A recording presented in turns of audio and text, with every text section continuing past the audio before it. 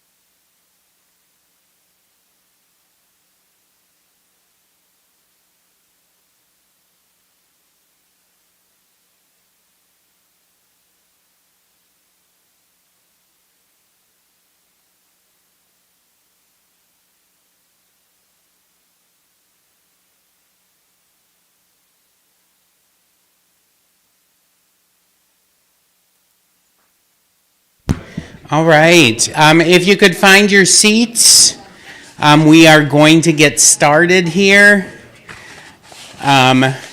So welcome to the first event of the Great Lakes Poetry Festival this year. It's sort of a pre-event, but it's still, I count this whole month as Great Lakes Poetry Festival.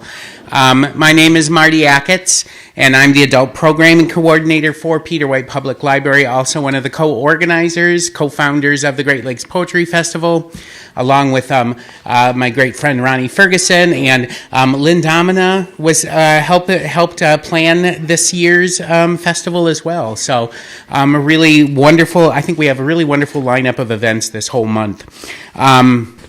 So I have to thank a few people for this whole thing. One, I want to thank Janine and Rick Rastel, who are one of the sponsors this year. Also want to thank the Marquette Poet Circle and the UP Poet Laureate Foundation, who are also a sponsor. I have to thank the Friends of Peter White Public Library. If you are watching this on YouTube, which I hope you are, hi. They are the ones that pay for all the live streaming equipment. And then we do have some musical things that are happening later as part of the Great Lakes Poetry Festival. And I have to thank the Carol Paul Memorial Trust Fund for that, because they pay for all the musical acts. So we are going to do something a little different to kick this off. I'm going to do a little introduction for Kathleen, and then we're going to watch a little movie that Kathleen made. And then we will do a little bit of rearranging and getting the podium up here so that we can do the reading. But you probably all know everything about Kathleen. Kathleen and I have known each other for over 30 years now. I think we both started in the master's program the same, 35? Wow. I feel old. She looks great. She doesn't change, but I feel much older.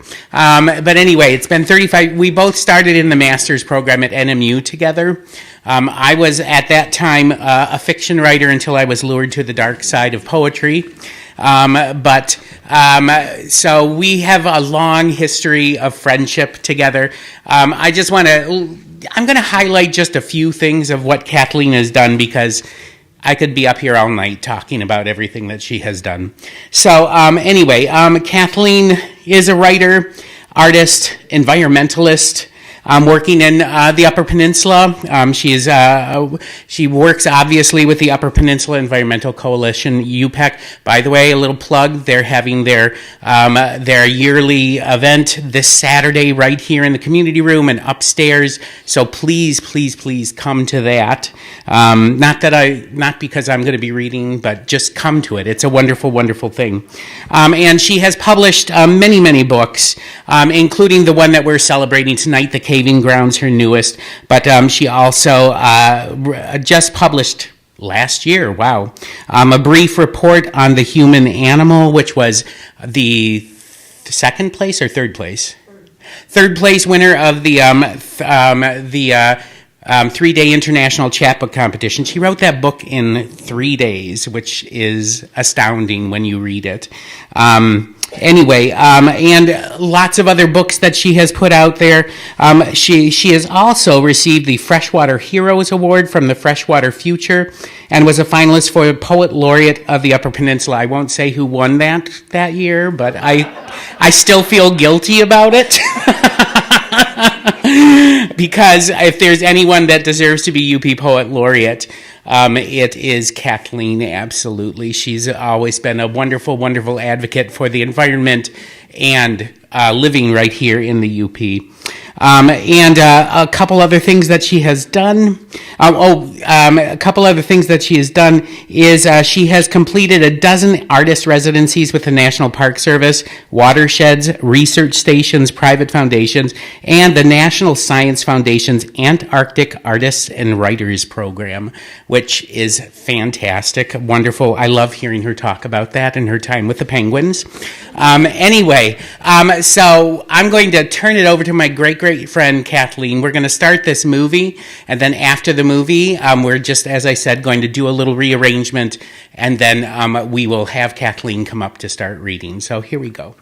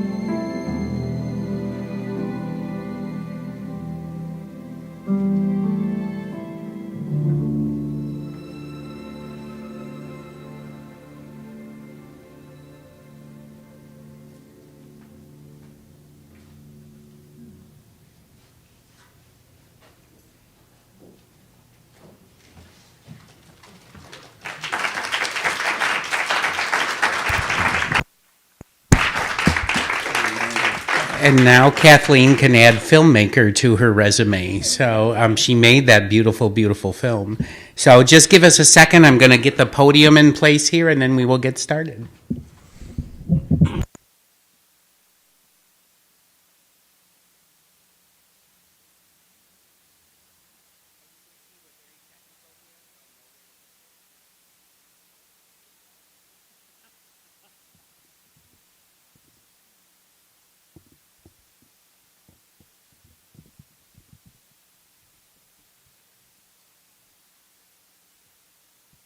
Mics are such finicky things. So anyway, you certainly have gotten a good flavor for who Kathleen is as a person, and now it's going to be even better when she's up here on stage. So please welcome to the Peter White Public Library stage my friend and poet, Kathleen Heideman.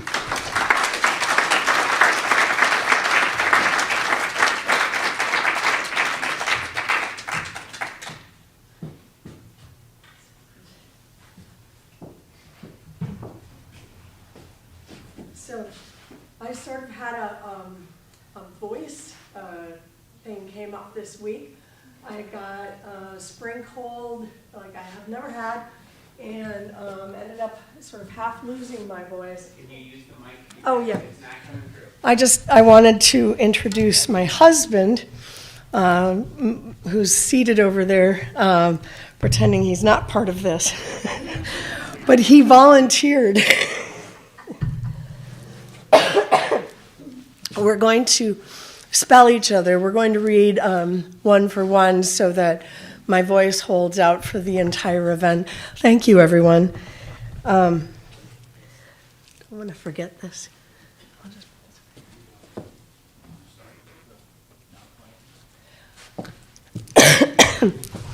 So the poem that was just shown, set to music, I just sort of wanted to try to invoke the way poetry works for me is often very visual. My research process is very visual. A lot of photographs, a lot of photocopies that I am confused by when I look back, because it's the enlargement of just the photo, and I didn't even get the full text or what page it was on sometimes in a newspaper. So just sort of being able to play with those images, it was good exercise for me, at least. So that poem was inspired very early on in this process by this connection between Marquette, the shoreline, and the mines of Negaunee, with all of the resources kind of coming downhill over and over, arriving at the dock and leaving, arriving at the dock and leaving, arriving at the dock and leaving.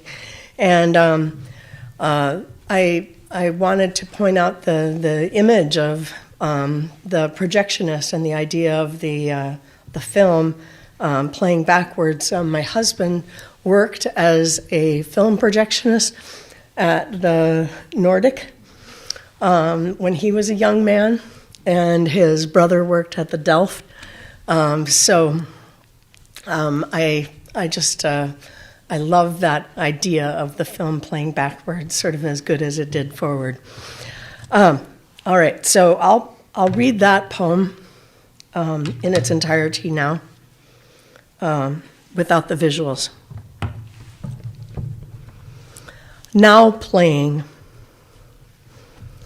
Down at the Delft Theater, we're all watching that silent film, Taming the Michigan Wilderness, for the umpteenth time. When it's done, the projectionist plays it backwards to rewind, and everyone stays to watch that too. Even better, like it was a vaudeville magician's act. Oh, how astonishing to see our trains to see our black trains running backwards uphill from the ore docks, engines swallowing smoke, broken ore pouring out from trams, back down shaft holes where it came from. Our grandfathers, unbent and growing younger, smiling now, the roads unribboning, replaced by ferns and upholstered slopes of pincushion moss, the miners' bank and trust building disassembled, dragged stone for stone back to the quarry, and best of all, great logs rolling uphill from the river banks, bouncing a few times like boys on a diving board and bounding up. White pines, wild-haired virgins, pine trees. So to set that as the opening poem against this book of poems that's really a love poem and a requiem and a landscape tone poem, I guess, for Negaunee. I just wanted to share a little bit of the background of this project. I started almost 30 years ago. It began with heartbreak. I had a relationship end suddenly, kind of without a clear reason or explanation at the time. And, it felt like the bottom fell out of this home we'd been living in. And this person was born and raised in the Negaunee and Ishpeming landscape. And so I knew about caving grounds. As I was writing about it that first winter, I eventually came to that metaphor, and I used the metaphor to help me think about the experience of a relationship sort of collapsing. And, you use metaphor to get you somewhere, to get through something. But after a while, it became really clear to me that the landscape had its own story to tell, and I wanted to get the details right. And I came back to Negaunee, and I did a lot of years of standing at the fence. At that point, most of the caving grounds were fenced off, inaccessible, unauthorized traffic. And it was an exclusion zone. So you had this experience of standing there and trying to imagine yourself behind the fence, imagine the lives that were behind the fence, and then piece together the history. And then, to my surprise, I started doing oral history interviews and meeting people one by one and learning the histories from people who had lived in the place. And so that's sort of what drove the early years of these poems. So I'll read one more. This is 32 of A Field of Mud Swallows. It's actually a version of the Villanelle form.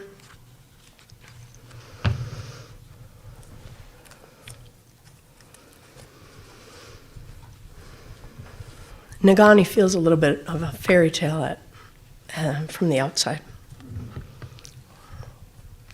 Those of you who live there understand.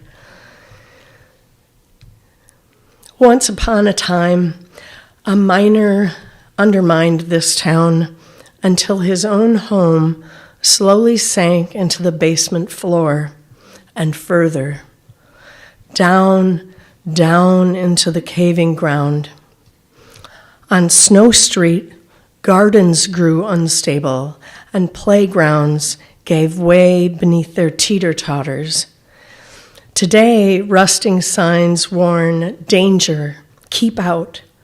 By danger, we mean caving ground, just an empty, ordinary-looking meadow now, just a field of mud swallows and sumac and buckled cement porches where, once upon a time, a miner undermined his own hometown like a nutworm, moving from the heart out, tearing down wide hematite columns for their ore, the underground supports that were a sort of spine deep down, bracing up the caving grounds.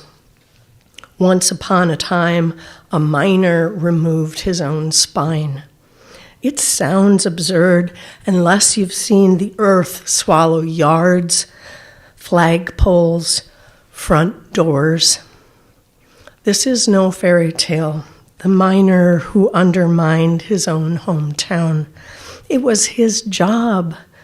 So his lawn dropped several feet, his house was zoned unsound, and the foundation raised. Perhaps there's no redeeming moral to the story of how, in recent times, a miner undermined this town. Perhaps we drop without a solid reason, down, down into the caving grounds. So, join me.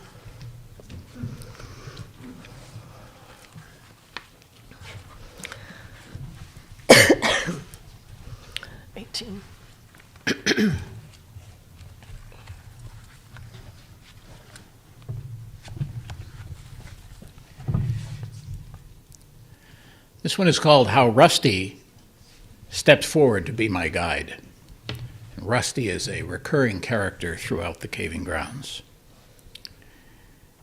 We've seen the effects. Finn Alley and Swedetown are no longer here. They are either fenced off because of caving ground, or they've already caved in. Over the years, Negaunee has even seen its dead moved to make room for more mining. A pick and hammer symbol under a finger tracing trailheads on any wilderness map shows where shafts, multiplied like mink, spreading hungry braille through the landscape before there were towns named for what turned a profit, extracted, Silver City, Copper Harbor, Iron Mountain, Trout River, Birch. Who'll be first to buy? Who'll get in line? Who's on first? Who's on second? I'm asking you who's on first.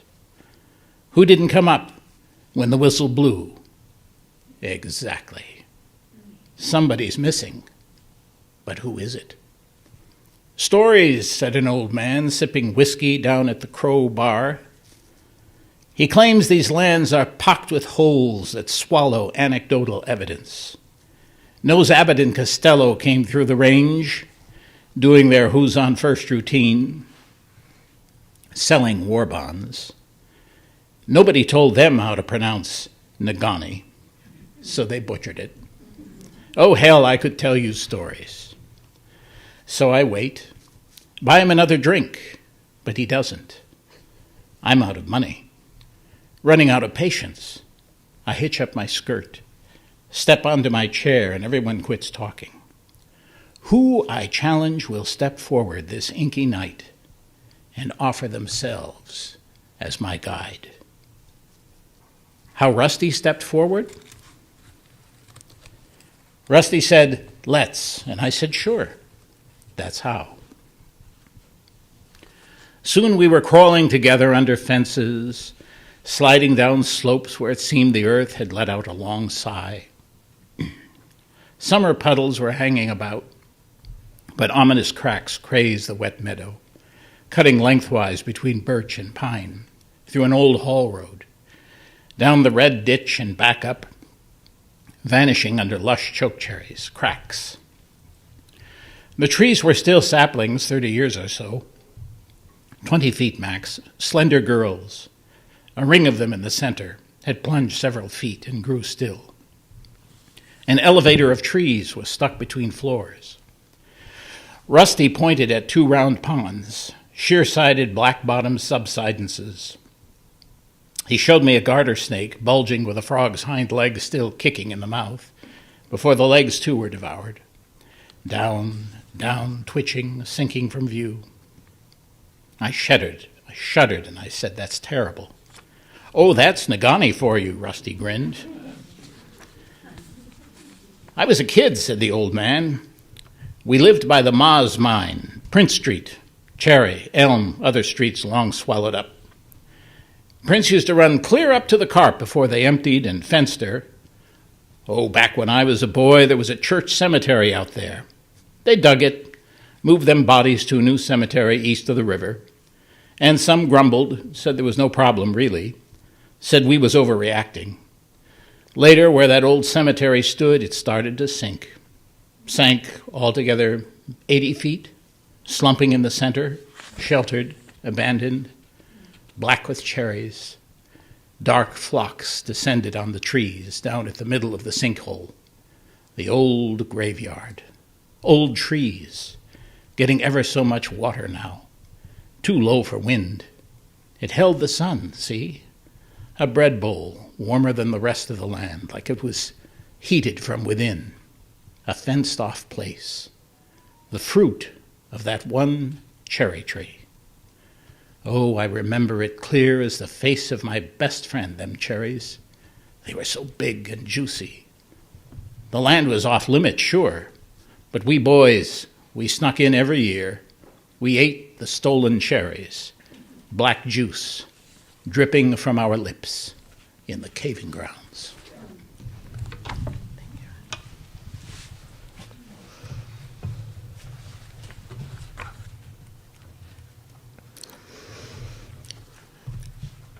So Rusty was an amalgamation of, dozens of men that I met and interviewed, all different ages, some who I just heard about later from their wives, widows.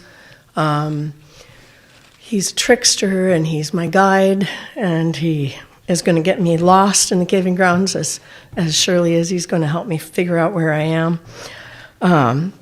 So Iron Street landlady. Iron Street used to go twice as far as it does now. It just dead ends suddenly, and everything beyond that was lost to caving grounds over time. And so I imagined myself, I seriously considered living in Negaunee. When I got really obsessed with this project, I need to dwell with a place. I love it. I want to know everything about it in all seasons. I looked for homes in Negaunee. So I imagined renting a house in Negaunee. Iron Street landlady. After Margaret Atwood. From her I rent my time. The staircase warns me of her kindly, monstrous approach. Maple groaning under each careful step, each probing question. Her porch floors sag. Rusted bikes in her yard take me nowhere. Her rotting roof grows a garden of moss. Stained rainwater drips into my waiting wastepaper bin. Her light bulbs are dim. The lampshade onion-skinned, piss yellow, imitation vellum. In her basement dwells doubt, the ancient dragon of a wringer washer, and burlap sacks of potatoes with wandering eye stalks, seeking. My room came furnished, desk, bed, chair, and a palpable despair. Stale air sour as a carpet boiled in cabbage soup. She provides weekly clean sheets, my only luxury. Crisp cotton, line dried 1,000 times, luminous as a lover's skin, remembered. Linoleum sags beneath my rust-stained clawfoot tub. Each hot bath is a measured risk I take. When I type all night, I feel her eye at the keyhole. If I laugh to myself, she tells me, keep it down. I pay rent. A small hole has opened in the backyard, a toothless mouth. She tosses pennies in. No man can fix this. And she's inspired by a woman that I met, a widow from Ishpeming, who said that she had a subsidence in her backyard, and it was a good place to put her lawn clippings.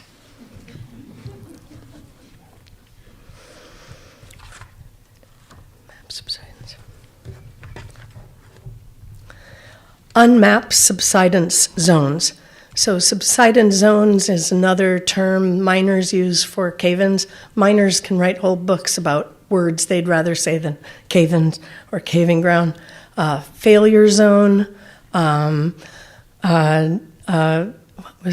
exclusion zone. I recently found one when I was researching some Nagani historical articles, and what's the term for when you have condemned? Yeah, condemnation, condemned grounds. Not caving grounds, they're condemned grounds. So you can search through issues of the Mining Journal and never find one mention of caving, even when they're moving dozens of homes out of the caving grounds. But they were calling them other phrases at different times. So unmapped subsidence, subsidence zones. You might have to, let's go back and forth. Oh, sorry. This is a quote from Ernie Ron, labor union. You can stand next to me. We'll go paragraph by paragraph. This is a quote by Ernie Ron. He was a labor union leader in Nagani. I interviewed in 2003. When they went to get their cows from the field for morning milking, all they discovered was a large cave-in which had buried their animals. This was in Ann Street. When the man car bumps to the top of the shaft, a little bell rings. Ding! Like dogs, the men pile out, a crew of identically dressed man car triplets, formed from mud, rolled in ore and rust with a hard hat stuck on to show which end goes up, and muddy boots glued to the bottom. "Come on, ladies, get out," shouts the foreman. "What you waiting for, a parasol?" While fathers and uncles march to the showers, I'm motionless, sitting in the last man car seat, numb, floating above my body, looking down at it, pitying the sore hands on my sore lap, aching back. I must slam into myself. I am waiting for it. I don't know. I expected something more.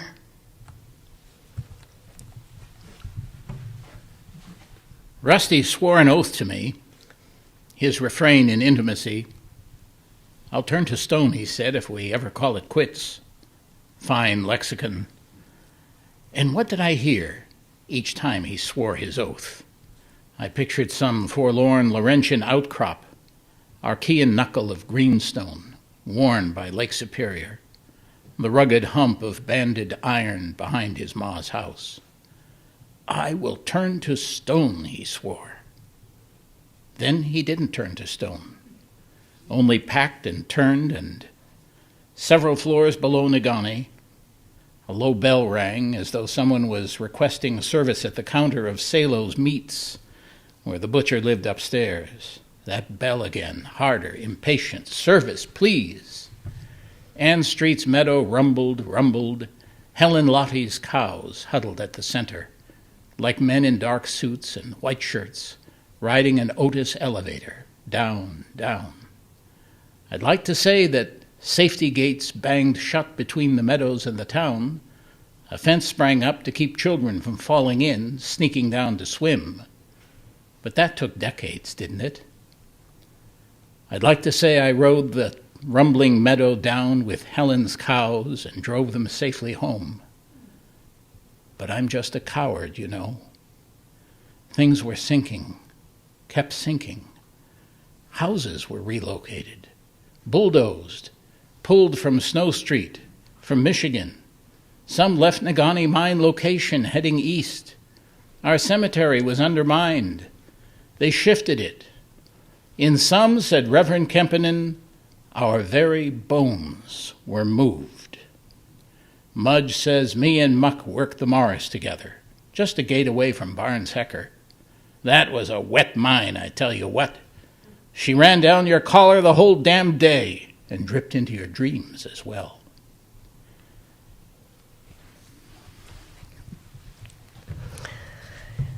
Haley shows me a picture of her house, shifted gentle as a wool-wrapped infant.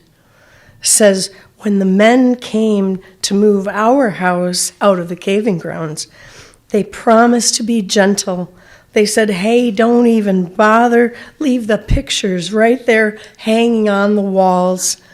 And Lila snorts, ha, that wasn't how it worked at all. Or maybe it was different if you were the boss's wife, eh? And Ernie says, you seen our hole right there, old Athens. She's dropping fast. Look for a roof next time you're out there. That's the dry where we changed our clothes, cleaned things in baskets, hung like drying onions. Roof's all you'll see of it now, whole things going down. No picnic. Only a gray blanket spread for lovers no longer in the meadow, who were not drinking wine nor looking deeply into each other's eyes under the maple in unmowed grass, a depression a deer might make, a trail of blood, something wounded dragged through grass. We do not wish to consider it old tragedies, wool and stains. Let the red, if we find it, be wine spilled in passion. Don't forget there were lovers.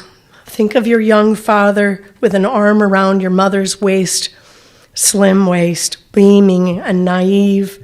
Let the shirt-wrap bundle hold their sandwiches, slivered ham, ripe cheese, fragrant dark bread. Nothing wrapped in a blue tarp teeming. Let nothing in our meadow hunger.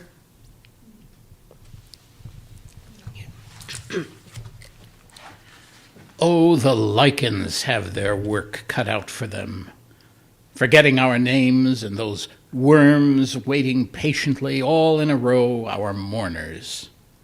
I've seen their heaved tunnels, an iron-stained night shift of ghost worms in hard hats, arriving at the half-subsided mine gate, ghost worms descending the steps into Athens' mind, or picking their way down to Jackson Pit, single file, candles lighting the red scree.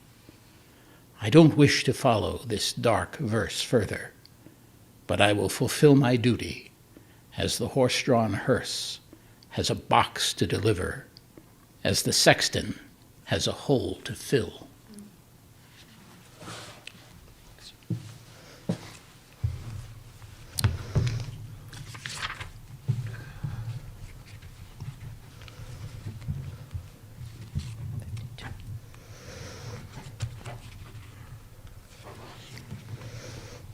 So some of the voices are me reporting what I heard from people. Some of the voices are I transcribe someone else other than the narrator. This is, finds you good. Ma, your cousins come to camp last week, carried away with trimming those red pines you planted in a double row between the sauna and the lake. What were you? First grade? Arbor Day? Your teacher sent you home with seedlings? I got used to them red pines, some privacy for a body coming out of the sauna, like a plate of steamed red-skin potatoes, getting up nerve to jump off dock. Drunk dumbasses. They cut all the little limbs off. Made me mad. Unnatural. When you coming home, Rusty? Always more work than I can keep up with fixin'. Grandpa's camp, roof shingles all gone to moss. Screen shot, window frames need reglazing before the panes fall plumb out. And that red hand pump in the kitchen, pump all you want, but the water don't lift to the surface anymore. But I don't think it's the leathers, Rusty. I think something's wrong here, pointing, down below.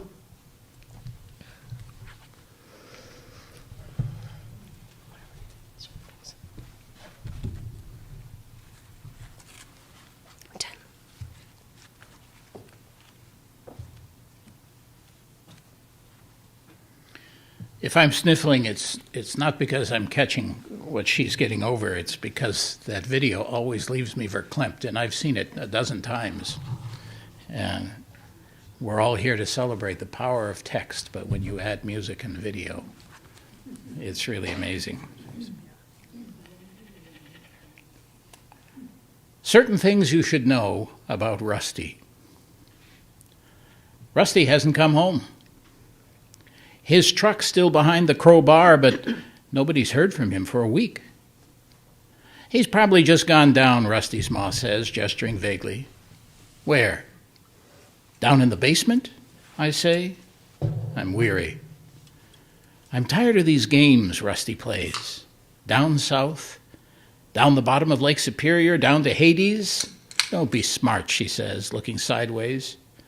She runs her iron up and down her blouse until I can smell the hot cotton. Then softer, the old location. I'm the outsider. To be an insider, you need to know the difference between new location and old location. Your family's bones need to have been buried east of town, dug up and reburied a second time down by the Carp River. She hands me a tattered flyer. Read, she says. It looks like a truck tire ran over it, embossed with gravel. Something saved from pioneer days when she staffed the Chamber of Commerce information desk and wrote her name on a plastic tag pinned above her heart. Laurentia Mackey, just ask me.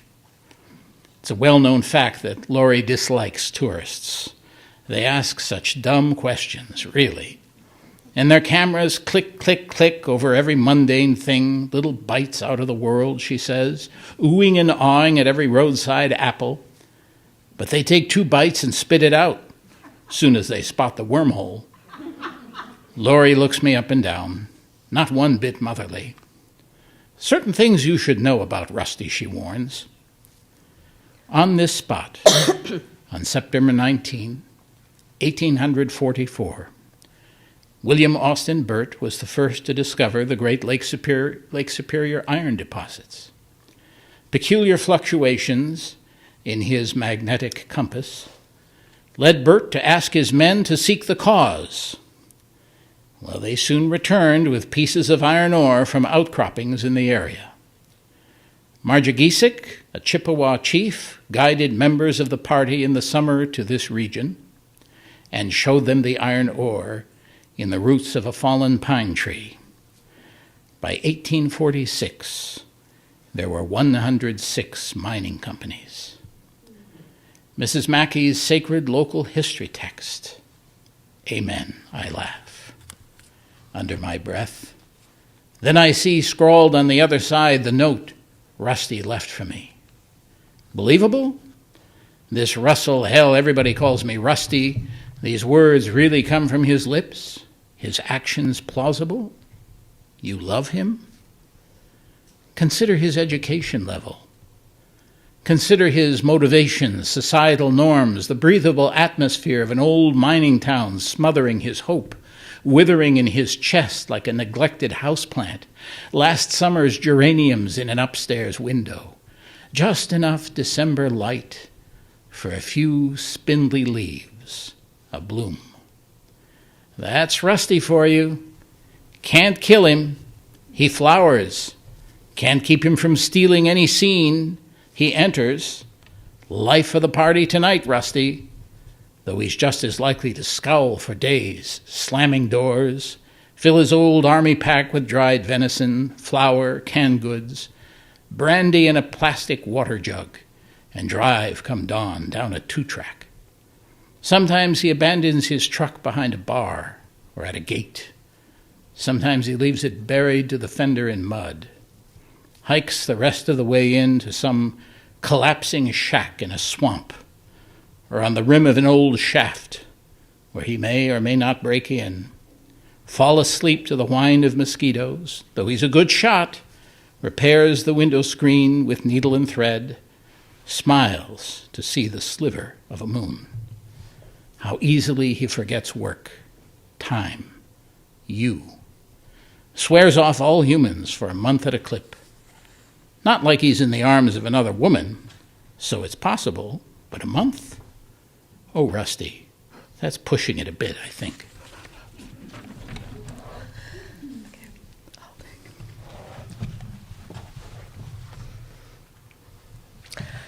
Looking up at the Miners Bank building as a thin slice of yellow moon swam out from behind a jagged dark cliff, by which we meant the clouds past an outcrop revealing the moon.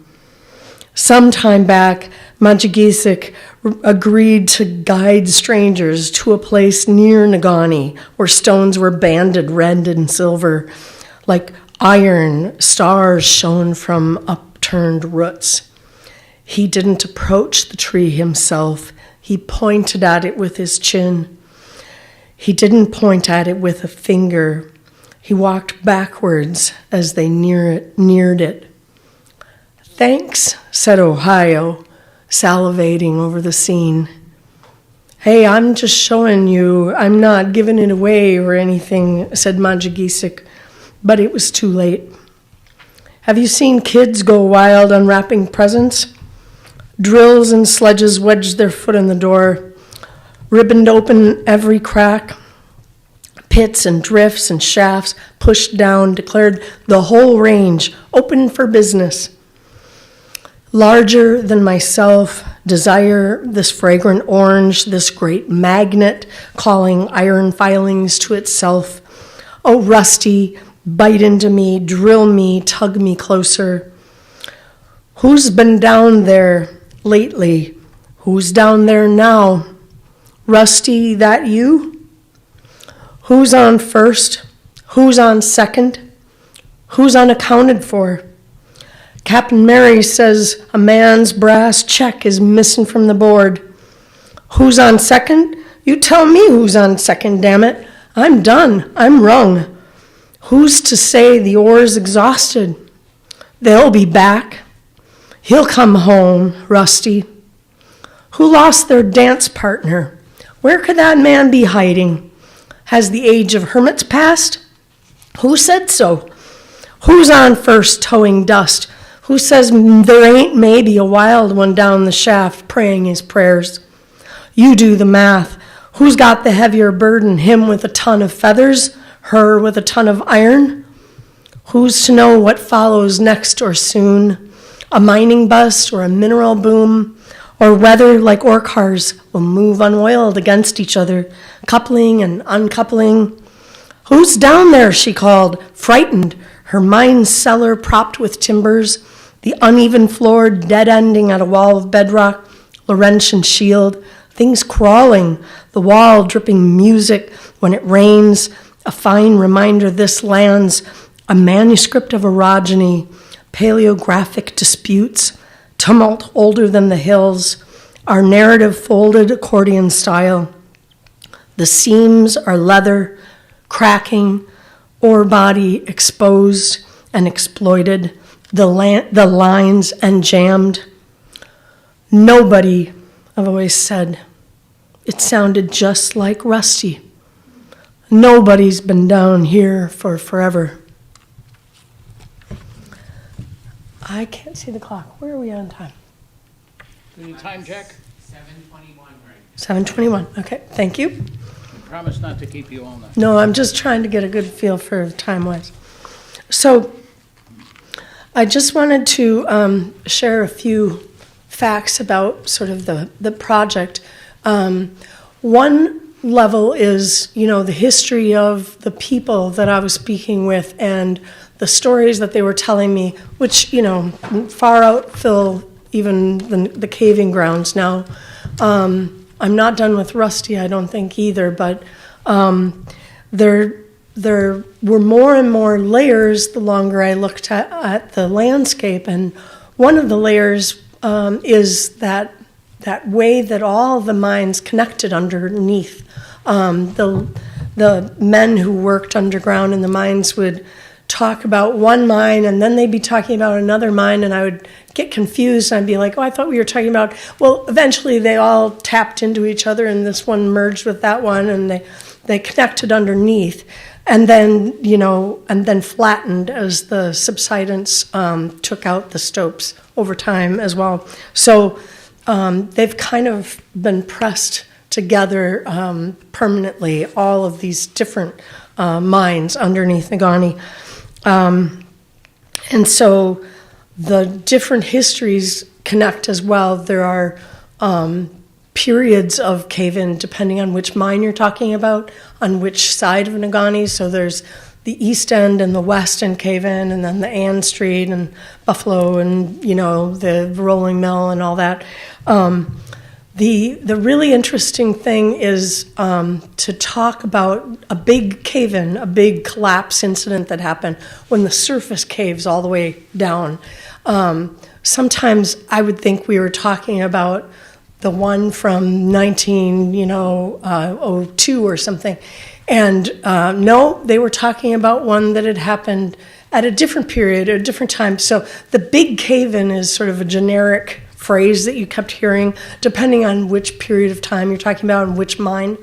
And then cave-ins underground that didn't express all the way to the surface as well.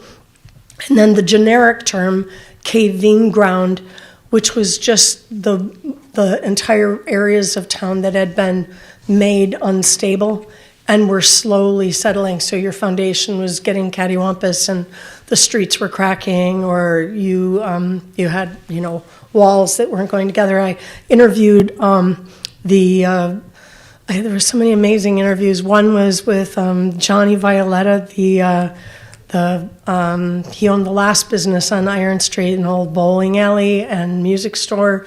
He was the music teacher in Negaunee, and I think he might have directed the band and the band shell for a long time. But Violetta's music store, he told me so many stories about when the cave-ins happened, and his store was, he was forced to abandon it with the music and the instruments on the wall. And it was the old bank building originally, so the safe was twisted so much by the pressures underneath the building that the solid metal door of a walk-in safe couldn't be opened anymore. Couldn't be closed anymore. It was twisted out of the frame. So intense pressures over time. So holes that people know about and holes that open suddenly, pits, shafts. This is a bad time to be exploring the caving grounds this time of year. Subsidence happens often in the spring. Water will undercut structure or a cap or timbers. So don't go looking for them right now. Let things dry out a little bit. I'm going to read you a fun one. I promise this is fun.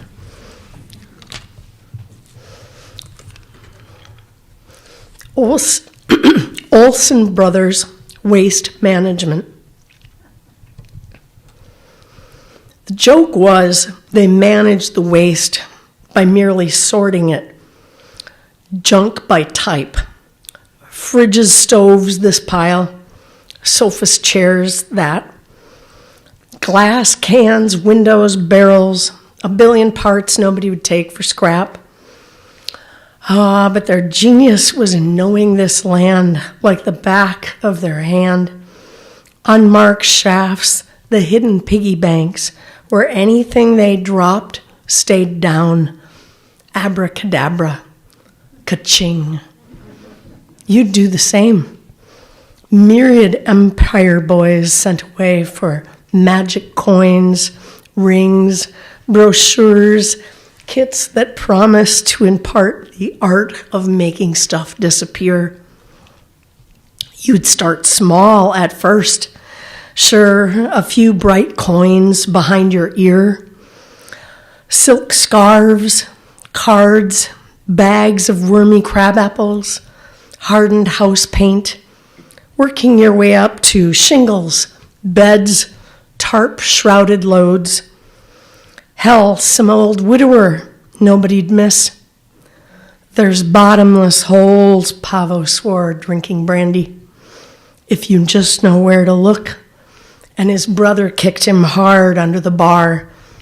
"We're waste professionals," said Ole, his hands folded smoothly as a funeral director's. Perfect nails. "It's magic, boys. We wave our wands, make shit go poof."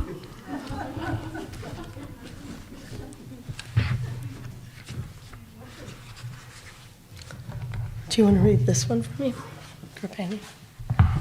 54.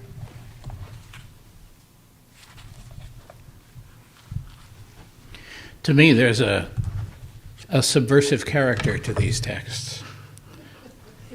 And to tell you what I mean is only the locals use the term caving grounds anymore.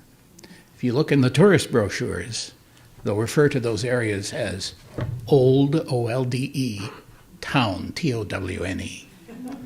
Tells you everything you need to know.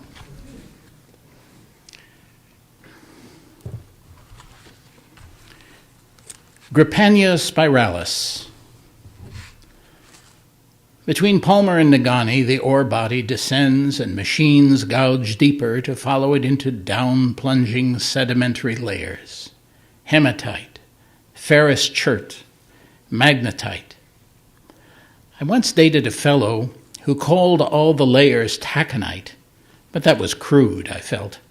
Taconite was an industrial process, not ore body, but beneficiated product, blended, killed pellets, so different from the torn flesh terraces of red-gray shimmer. 2 great pits of marbled flank steak, gash lush, a stone wall left between for a switchbacked haul road, zigzagging suture scars, vistas into epic terrain. In the cathedral of Empire Mine, we are but fly specks on a psalm page, dust motes wafting through a vast, sunlit transept. At a certain depth, geologist Su Ming Han found something holy, a thin strata of ore, easily separated. He peered inside as we'd turned pages in a book, and there it was, written in the alphabet of Grippania spiralis, the oldest visible to the naked eye fossil in the world. All C's and J's and O's, squirmings of ancient sea life preserved.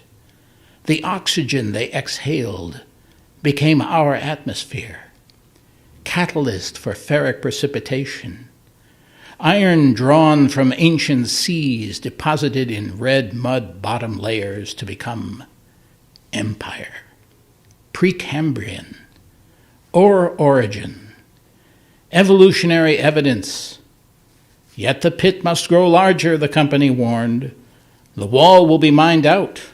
The book of fossils will be pulped. No line, no sacred text bars, empire from prophet.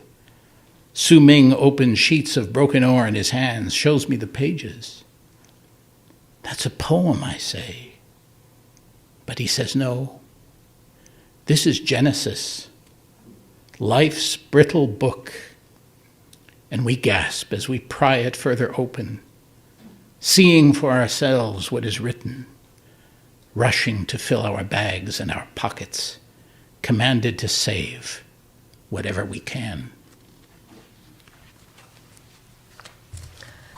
That was one of the amazing interviews, was meeting Su Ming Han, the geologist, and going down with the help of Alan Koski into Empire to take samples from the wall before it was mined out. When I say that Negaunee is a layered story, to think that we're trying to figure out, I am, struggled to figure out that 180 years of history when, then down underneath that, it goes back to 2.1 billion. So here's another fun one for you. Miss Iron Range sings Reba.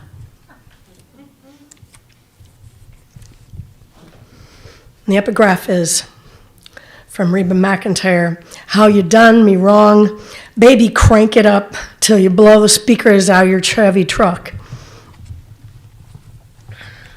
Come Sunday, Rusty, we'll stroll along the caving grounds fence line, down to Rowdamaki Senior Center, grab ourselves empty folding chairs. You saving this for anybody? No?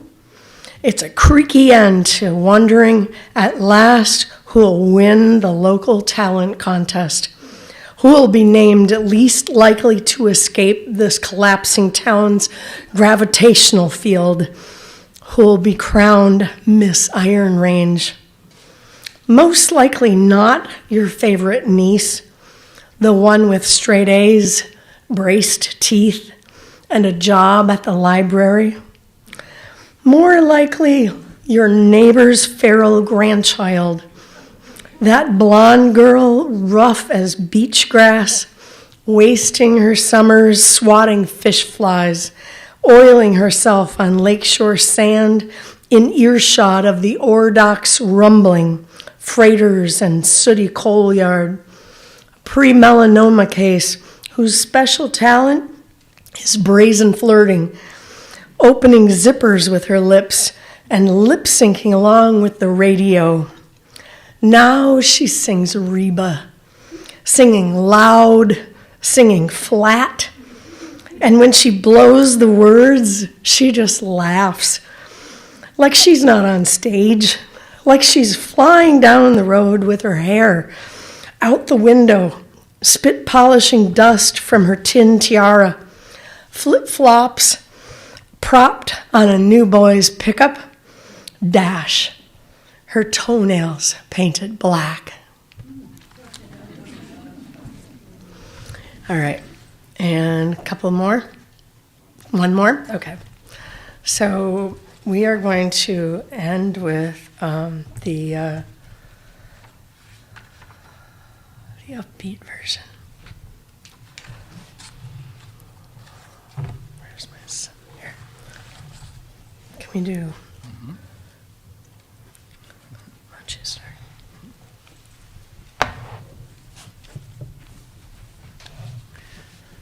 This is called We Make Certain Music Entering. And the epigraph is, there is the mine, there are the miners, what always served and always serves is at hand. From Whitman. Entering the heavy door of the Nagani Antique Store, we pause at the swollen books marked free and begin humming in the room of china where each cup, touched, rings clean against a serving plate, stained teapot, vase, against mixing bowls in a rainbow of chipped glazes, even toxic crimsons and cobalts, for looks only, gaudy menageries of ceramic knickknacks, the dog playing fiddle with a hollow middle, meant for storing pennies, the rooster cookie jar with lewd red comb and menacing talons, the chicken dish with wings half spread over butter dish chicks. Notice how cleanly the hen's chipped neck lifts from her body at the widest point, convenient, an invisible axe line that opens to reveal her stuffing cavity. Elsewhere there are music boxes, rooms full of knives, the metal song of meals long finished, tarnished silver, bent spoons sleeping back to belly, or blackened cook sets, incestuous relics of early life at camp, copper families of infant teapots, the pancake and griddle twins, mama soup cans and daddy stew kettles, all fire-beaten and isolated, each inserted into the other for the sake of convenience. Oh, voyeurs! We love that room of canceled postage, lost meanings, handwritten notes about snow and childbirth and husbands down in the mines and over in the army and deep in the grave, and signatures mostly blurred or illegible, mostly forgotten.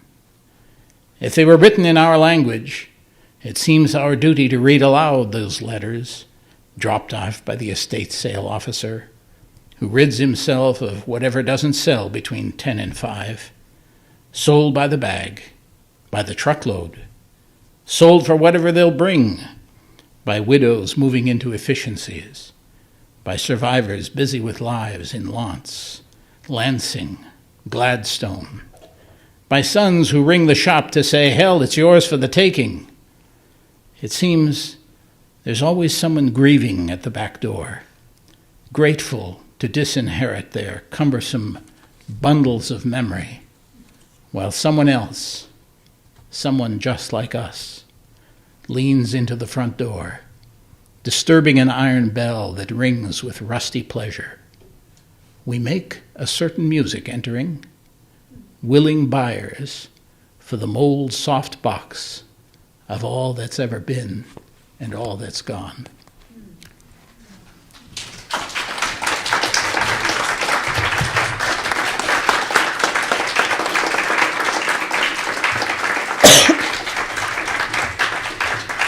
Thank you, everyone. I'm sorry my voice was terrible tonight. I tried so hard to get well for this.